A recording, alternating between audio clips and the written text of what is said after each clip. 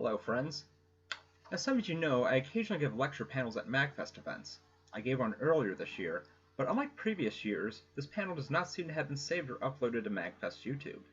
Since I have the material used in that presentation, I've decided to make a video going over the contents of said panel. By the way, if you are interested in the other presentations I have given over the years at MagFest, you can find a playlist of them on this YouTube channel. If you are new to my work, welcome. Let me quickly tell you about myself. I am Stephen E. Flask. I'm a Christian, part-time writing and freshman orientation instructor for Kent State University and the University of Akron, and also summer instructor for the University of Akron's Summer Upward Bound program. When not teaching, I usually can be found writing, reading, playing video games, and sometimes streaming them on Twitch, watching movies, and riding roller coasters. So, I'd like to ask the attendants who has played Insert Game Here, followed by who has beaten Insert Game Here, and perhaps even who has completed / gotten 100% in Insert Game Here. For my previous panels, which have been on Phantasy Star 2 in 2019, Donkey Kong Country in 2020, and Grand Theft Auto 3 in 2022, and yes, I'm still working on that 20-plus hour video essay/study. The script for the next video is coming together. There hadn't been a lot of people in the room who had finished or fully finished those games. Metroid Prime is a different beast. When I asked the above questions, which also included who has beaten the game on hard mode, which doesn't include me, and who beat version 1.0, which is the original GameCube release and means no spring ball, which does include me, the majority of the attendants in the room had played the game, beaten the game, gotten 100%, beat the game on hard, and did so on the original version. Metroid Prime is probably more popular than the other games I had lectured on, so that might have something to do with it.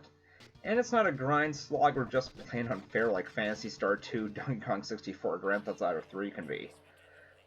Please note that this video is not meant to be revealing anything groundbreaking and is stating the obvious a lot.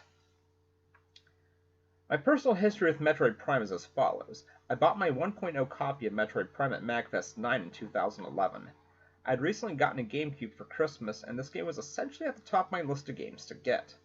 I tried out the game a few times, but it wasn't until April 2020 when I grabbed the Nintendo Power Guide and went through the game from beginning to end with all items and a full logbook. I have no shame using it, getting through that or other games. I've since replayed the game multiple times over the last few years. When Metroid Prime was announced as the theme for Super MagFest 2024, hereafter referred to as MagFest Prime, I was very excited and took some time while at the 2023 International North American Pokemon Championships in Columbus, Ohio to outline this panel, which I then later submitted and it was accepted, hence this video. We should probably get on to the subject of the panel. There is a dividing line of source between the first 4 Metroid games, Metroid, Metroid 2, Super Metroid, and Metroid Fusion, and Metroid Prime.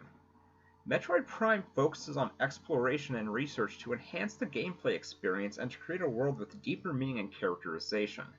The first 3 games, Metroid, Metroid 2, and Super Metroid, focused on speed and exploration, while Metroid Fusion focused on speed and story with a bit of exploration. While speed is certainly part of Metroid Prime, there is a time escape sequence, and the game does give you your in-game time in case you want to lower your time. Time does not affect the end of the game or any post-credits scenes like previous games. We'll look more at how speed and time affect the previous games, while it's all about collection in Metroid Prime that affects the end. Before we go any further, I'd like to point out something, and that is that there is no one right way to play the game. If you want to take your time, that's fine. If you are low percent in the game or trying to go as fast as possible, that's fine too. Just don't be elitist and tell people they're not playing the game right. Are you tired of looking at the same picture of Samus and Omega Pirate? Let's look at how the series has changed from 1986 through 2020. 2002, I almost said 2022. 2002, going from speed and exploration to exploration and research. What you're about to see is footage recorded from January 6th through the 10th of 2024. You can find the full raw footage on this channel. I took what were 34 or so hours of footage and cut it down to about 33 minutes. Please note that there will be spoilers, so if you've not played through Metroid, Metroid 2, Super Metroid, Metroid Fusion, and Metroid Prime, you may want to do that first. Metroid came out for the Famicom Disk System in Japan in 1986. We got our NES version in 1987, while Europe apparently had to wait until 1988.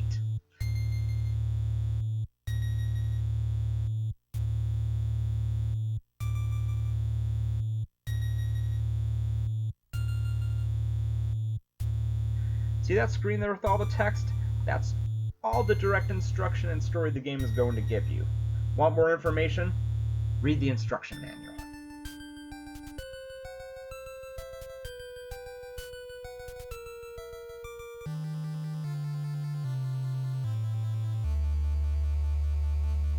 One thing Metroid does that's different from many side-scrolling games is that you start by going left instead of right.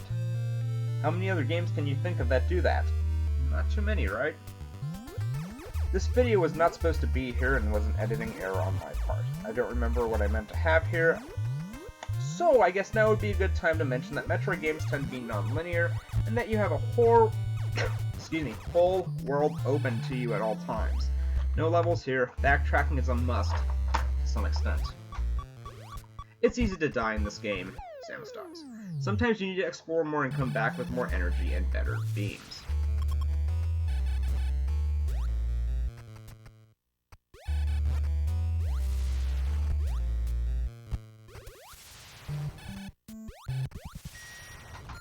A staple of the Metroid series are item rooms and corridors. They may change appearances from game to game, but they are consistently present, at least through Metroid Prime 2 Echoes. I haven't played any Metroid games past that one.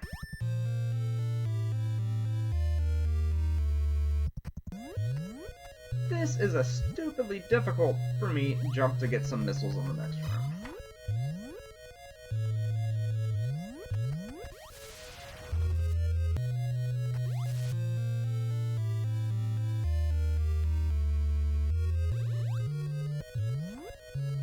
Let's talk win conditions. The game wants you to beat Ridley. It was easy.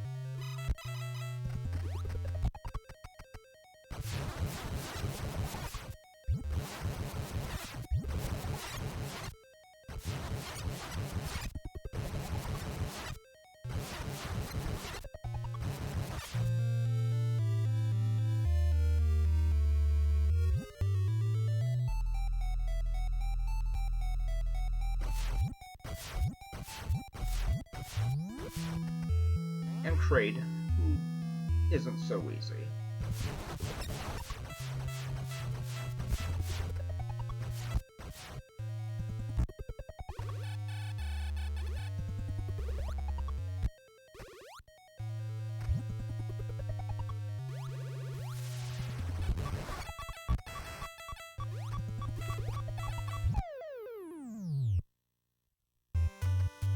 So you can form a bridge in Brinstar that will lead to Turian.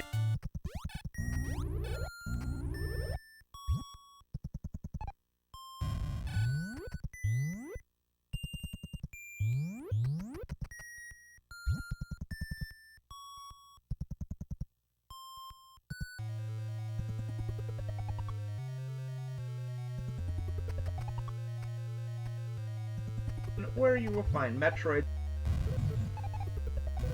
The Mother Brain, not that one.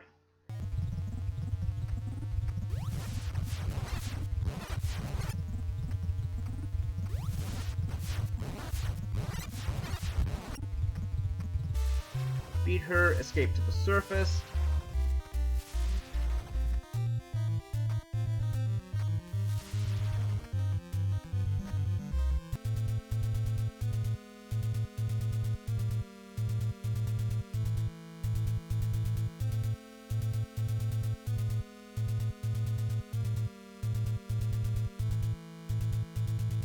And I took too long to find that Metroid, I mean Samus, is a woman. Maybe next game.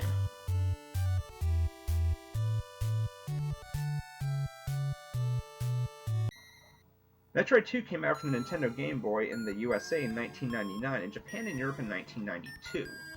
I am using a Super Game Boy for this footage. Note the lack of instructions or story. As usual for the time, reading the instruction booklet gives you all the information you need. And some pretty pictures. You retain and rediscover many items from the first game. There were some new ones too, like the Spider Ball, Spring Ball, and Plasma Beam. Your mission this time is to go to planet SR338 and kill all of the Metroids. The Metroids in this game take different shapes as they molt and evolve. There are Alpha, Gamma, Zeta, and Omega Metroids. The original type appears as well.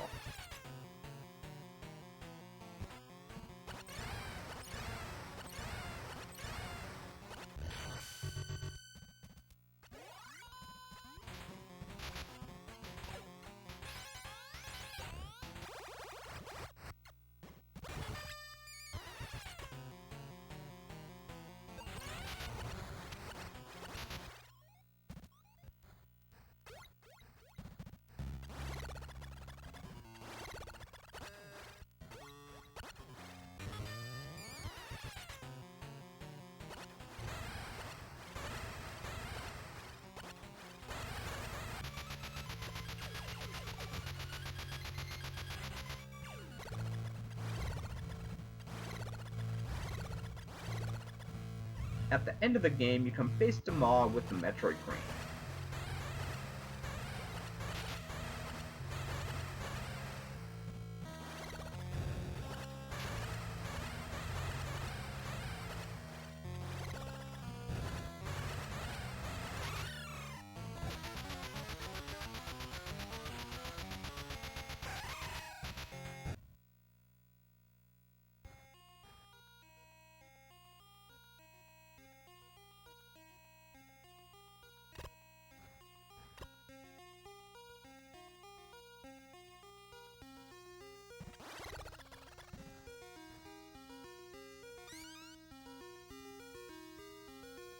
Beat her and you were helped out by a hatchling.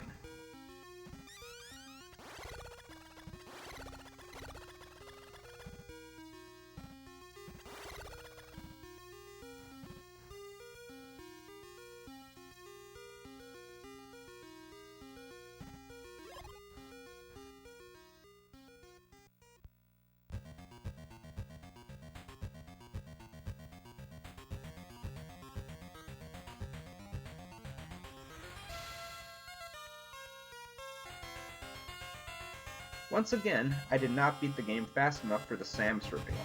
Unlike the first game, we get to see our in-game time.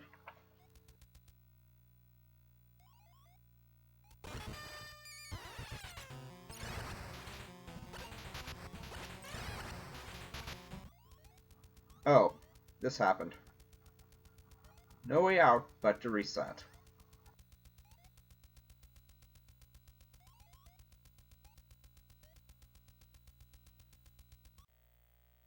The last Metroid is in captivity. The galaxy is at peace. Super Metroid landed in 1994 on the SNES.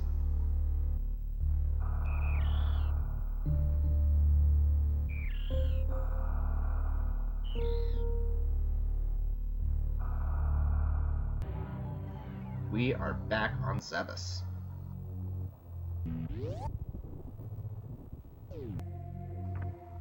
We need to get our items again, including new ones such as super missiles and the speed booster.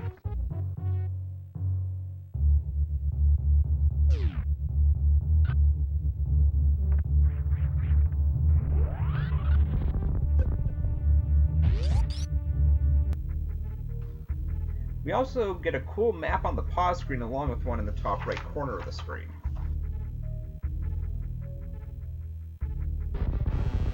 Your mission this time is to crush Kraid.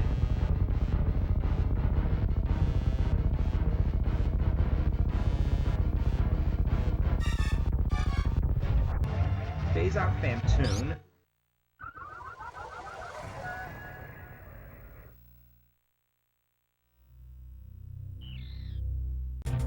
Decimate Dragon.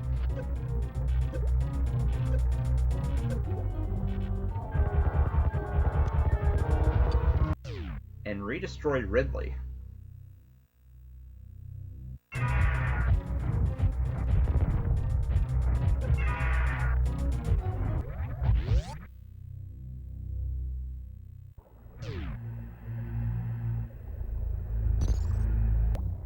Doing so gets you to Turian, where the Metroids and Mother Brain are.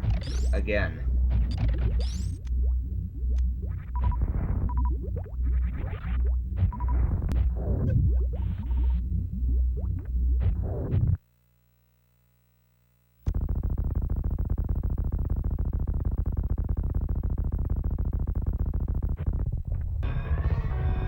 After mauling Mother Brain, you escape.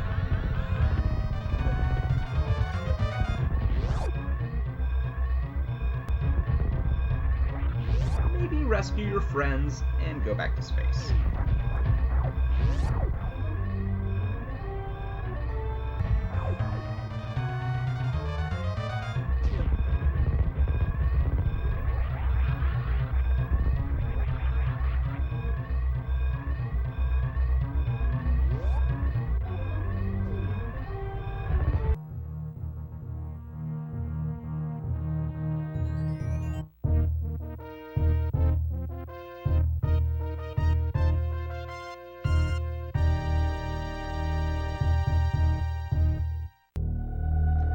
now get a percentage counter as well as the in-game time. I was so close to getting the best Samus reveal, and I know where I lost the time. At least we got her face this time.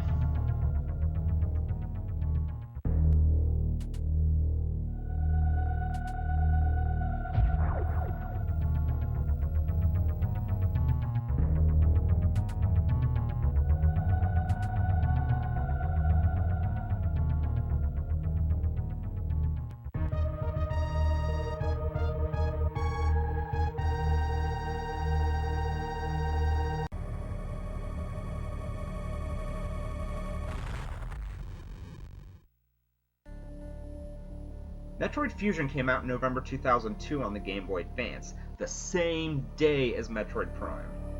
No Metroid for 8 years, and then we get 2 at once. I'm using the Game Boy player for this one. Location: Biologic Space Laboratories Research Station. Think of a massive arc with 6 diverse climate biomes and a sprawling main deck. We now have a computer giving us updates, unlocking doors, and telling us what to do. Note that you are nowhere near as strong in this game as you are during the other games due to a near-death experience and being fused with blood or such from a Metroid. We get items and weapons through data rooms and from bosses.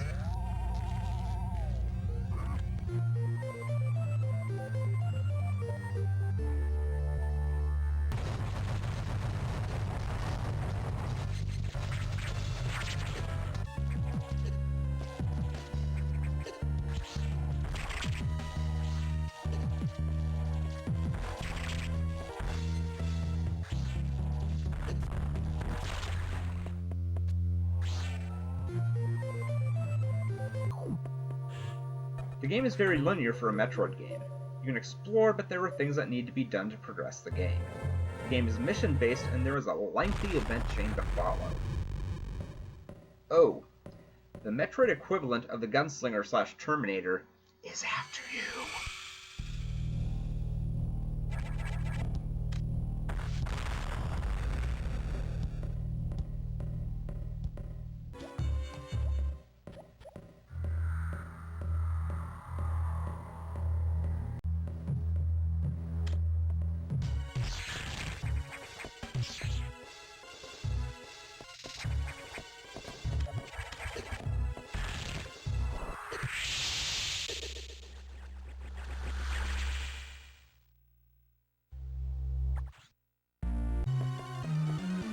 Like usual, Samus does something that requires a timed escape sequence. You do regain all of your strength and abilities at the end.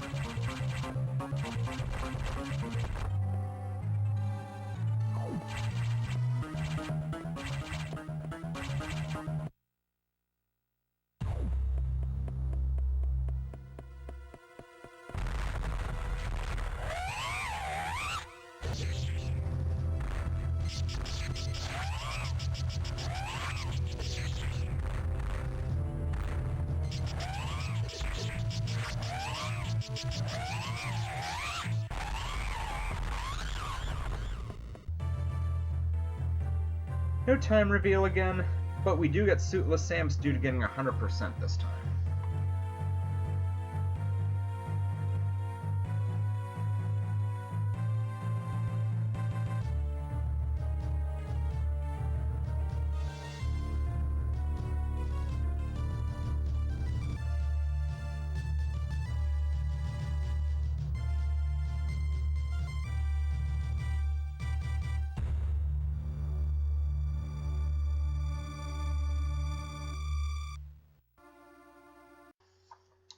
Now that we've seen speed and exploration in the first 4 games, let's look more deeply at why and how Metroid Prime focuses on exploration, items, and research. Metroid Prime came out in 2002 on the Nintendo GameCube.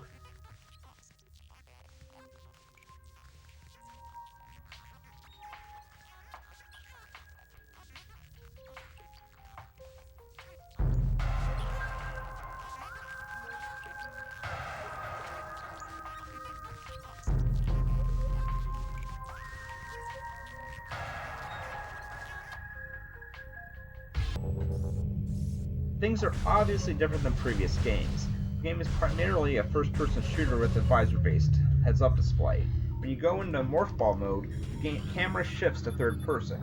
Oh, and you can scan things. A lot of things.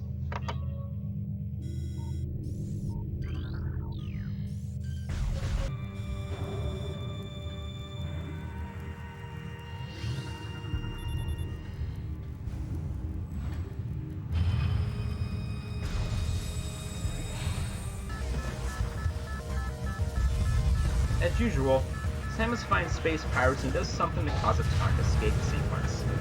This game takes place between Metroid and Metroid 2, and Samus has her weapons on set from the first game, plus a few she didn't have in that game or in the Zero Mission reimagining.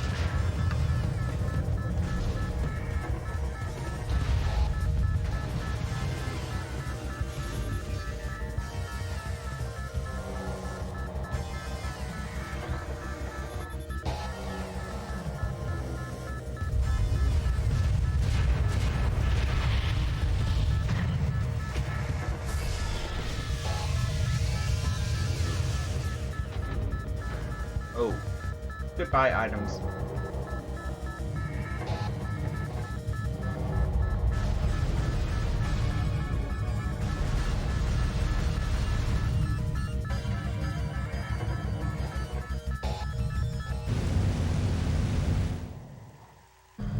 Samus lands on Tallon IV to get her stuff back, and to chase Ridley.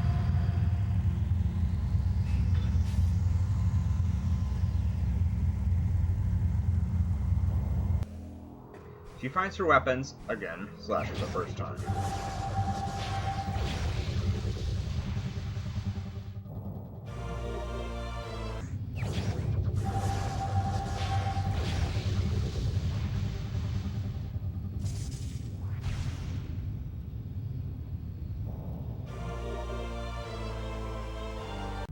There are now multiple visors, like the thermal visor.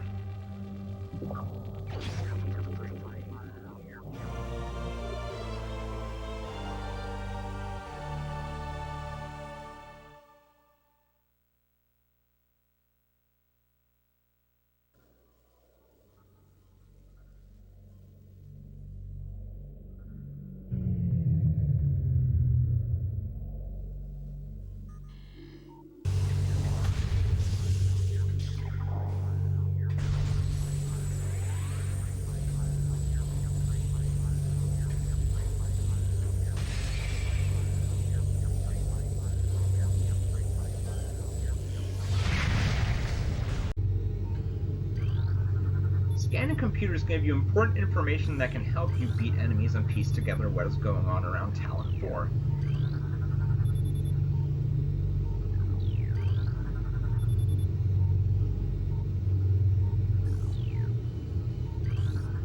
Here's some info on the Omega Pirate boss.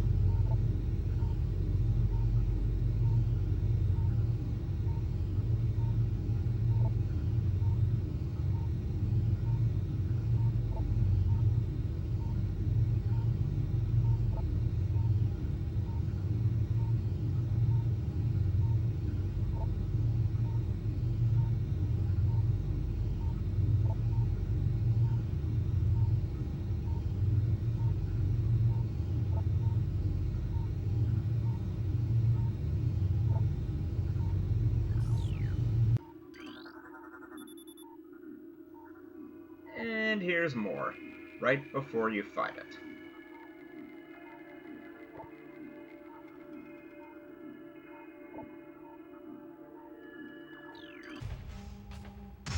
There it is.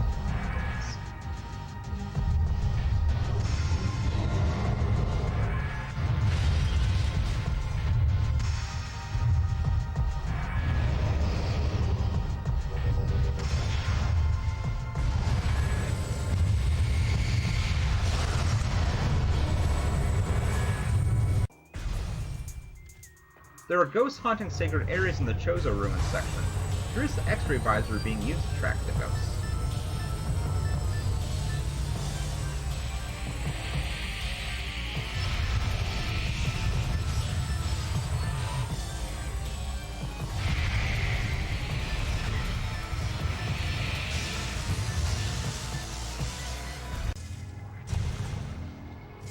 In order to beat the game, you need to get a bunch of weapons, a special suit, and 12 Chozo artifacts.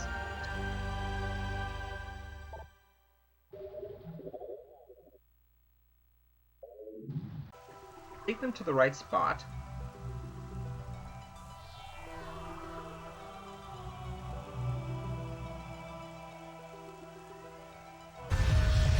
Fight Meta Ridley.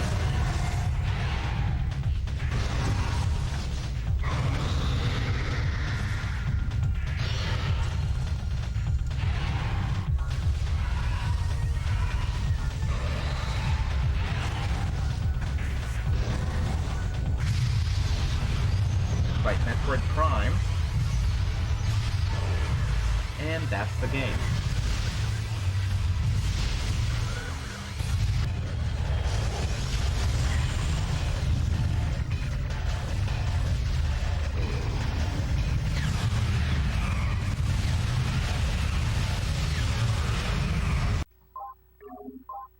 So, let's talk about the logbook. As previously shown, you can and should scan things. While many things are scannable, thankfully not everything is added to the logbook. Let's start with pirate logs. Some scannable items can be permanently missed. Here is one, where I have a pirate log in the Orpheon at the start of the game.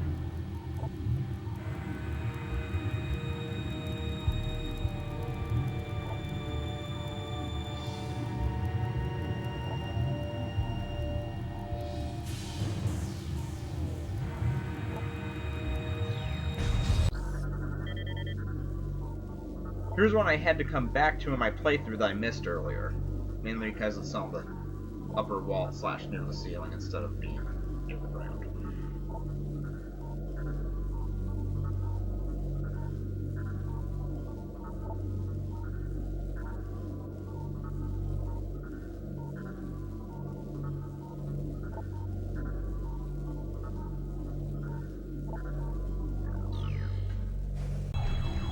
Here's some non-pirate log info that is interesting.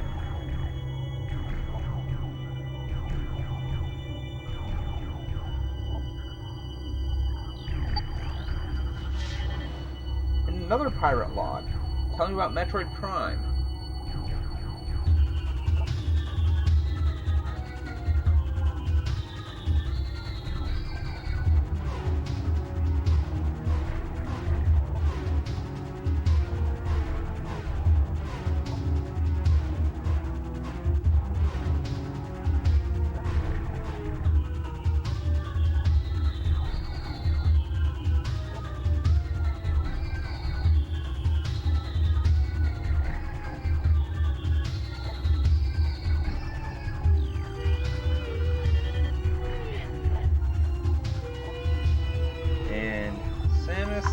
Is not popular.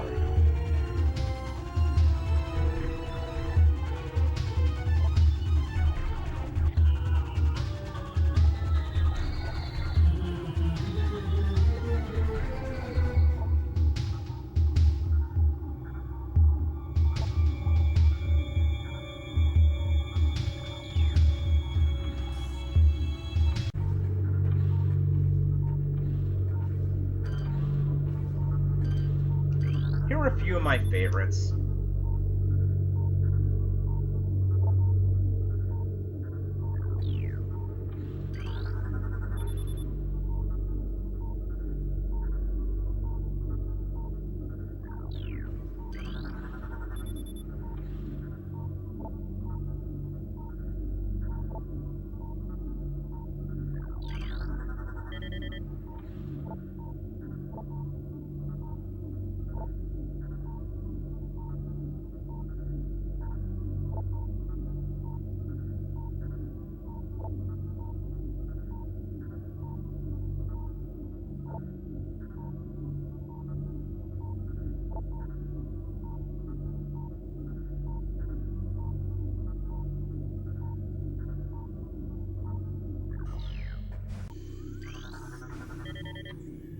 Part of the logbook consists of Chozo lore, which is lore about times past and how Tallon IV got to be as it is.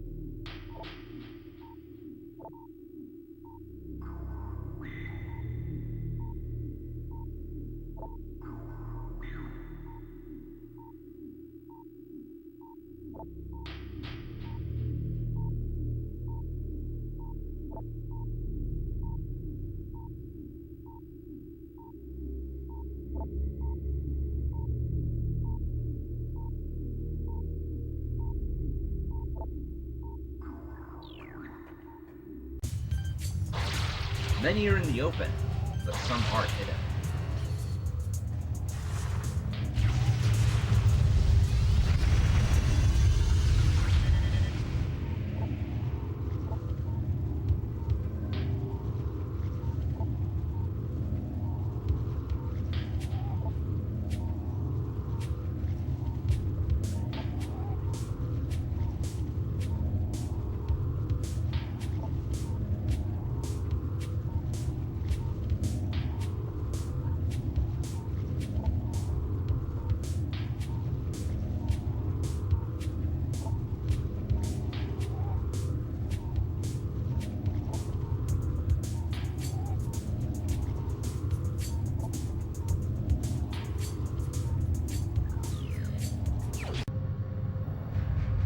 Another part of the logbook consists of creatures.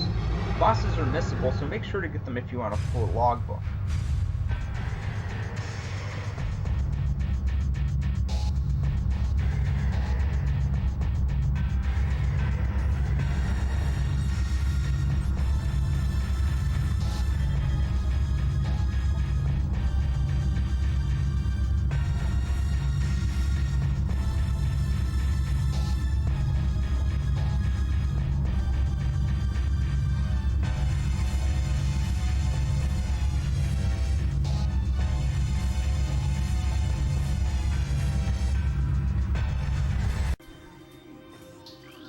Ice Shriek bats are essentially a one-shot like bosses. Many sections of the games have layers, and the next layer eradicates these enemies. You never see them again. Shadow pirates can be a pain to scan. Also, they're not always smart.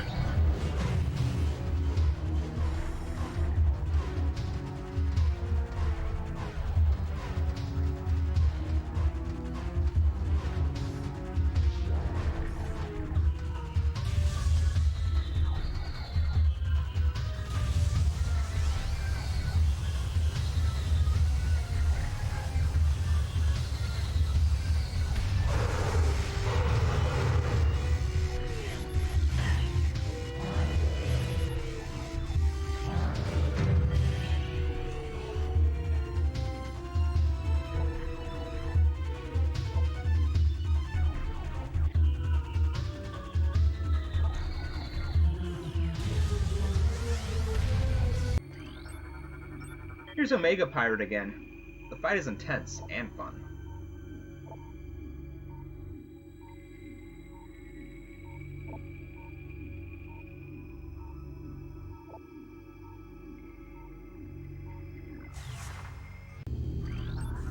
Don't forget hives.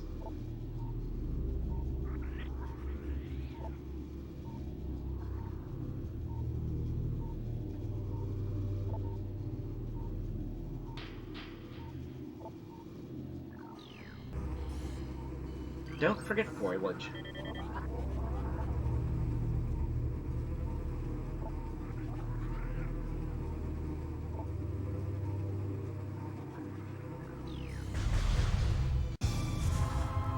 Research logs cover some interactable items like pickups, stalactites, which are missable if you knock them all down before scanning, and things like your ship and save points and such.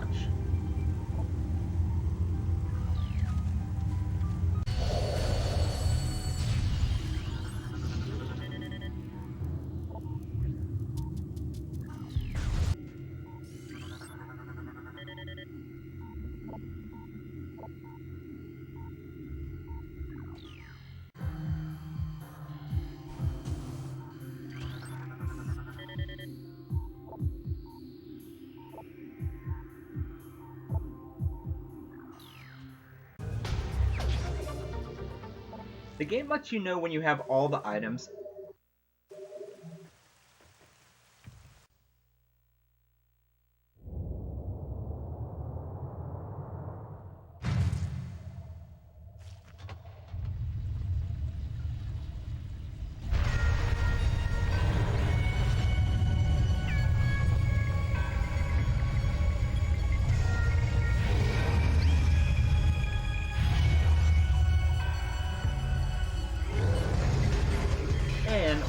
scans.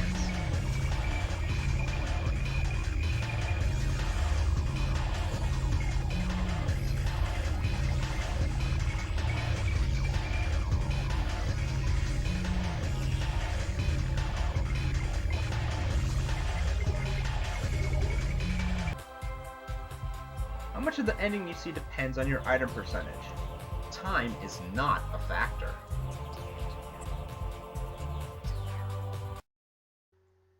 So, we can see how Metroid Prime uses this FPS perspective, HUD system, and scan bars which create a gaming experience that encourages you to engage the world around you to learn and perhaps be entertained. It wants you to do research. It wants you to learn. Here's where I would ask if anyone has comments, questions, or concerns. If you do, please leave a comment, question, or concern on this video. I might reply, and also if you have Metroid Prime experiences that you want to share, add them as well. I believe if we can get some back and forth going, even if it's just between text and stuff, that helps build community and such like that. So please share some of those experiences. I've shared some of mine here. Play Metroid Prime. It's available on the GameCube, Nintendo Wii, and Switch.